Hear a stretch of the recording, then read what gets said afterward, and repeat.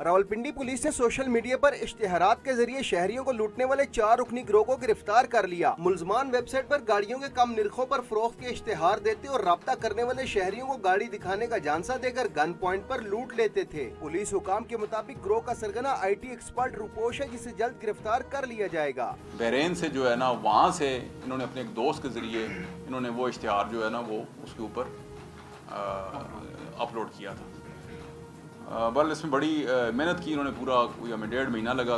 गिरफ्तार मुलजमान भी अपने गुनाहों का इतराफ करते हैं और दावा करते हैं कि वो अपने किए पर शर्मिंदा हैं। दोस्त है मेरा, उसका मास्टरमाइंड है, जो प्लानिंग उसकी थी सारी, हम शामिल थे साथ। हाँ जी, बस हो गया फर्स्ट टाइम। पुलिस हुकाम का कहना है कि शहरी सोशल मीडिया पर आने वाले हर इश्तिहार पर मुकम्मल यकीन न करें। किसी से भी राब्ता करने से कबल इस बात का जरूर इत्मीनान हासिल करें कि वो जिससे राब्ता कर रहे हैं वो कोई डकैत गिरोह तो नहीं। कैमरामैन रिजवान बशीर के साथ मोहम्मद ताहिर नसीर, डॉन न्यूज़, रावलपिंडी।